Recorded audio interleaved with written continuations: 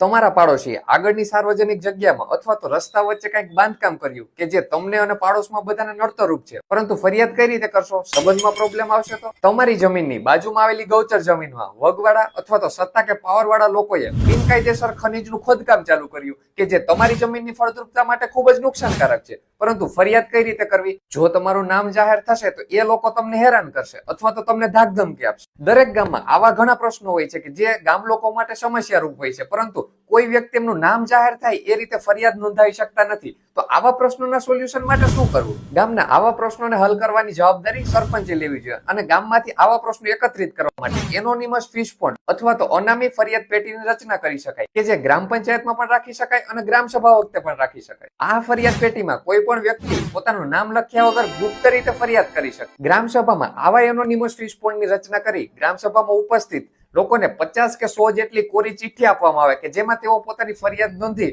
અને આ પેટીમાં નાખી શકે. અને જે લોકોએ ફરિયાદ નથી કરવી એમણે પણ કોરી ચિઠ્ઠી તો નાખવાની જ, જેથી કરીને જે લોકોએ ફરિયાદ કરી છે એમનું નામ જાહેર પણ ન થાય. ત્યારબાદ મંત્રી, સરપંચ અને ગામના અન્ય 2-4 તટસ્થ અને પ્રામાણિક વ્યક્તિઓ આ ચિઠ્ઠીમાંથી અયોગ્ય ચિઠ્ઠીને અલગ કરે. દાખલા તરીકે કોઈ ચિઠ્ઠી કોરી હોય અથવા તો ઘણાએ મજાક મસ્તી કરવા માટે કંઈક આડાવડું લખ્યું તો આ ચિઠ્ઠી અલગ કરી ત્યારબાદ જે પણ ચિઠ્ઠી વધે એને ગ્રામ સભામાં બધાની સમક્ષ રજૂ કરવામાં આવે અને જો ગામ લોકોની સહમતિ હોય તો સરપંચે એ કાર્ય પોતાની જવાબદારી હેઠળ કરવું જોઈએ. શું તમારા ગામમાં પણ આવા પ્રશ્નો છે કે જેની ફરિયાદ તમારું નામ જાહેર થાય એ રીતે તમે નથી કરી શકતા? તો તમારા ગામનું નામ કમેન્ટ બોક્સમાં જણાવો. ગુજરાતના ગામે ગામમાં જાગૃતિ લઈ આવી છે કે જે તમારા સહકાર વગર શક્ય જ નથી. એટલે આ વિડીયો તમારા વધુમાં વધુ મિત્રોને શેર કરજો.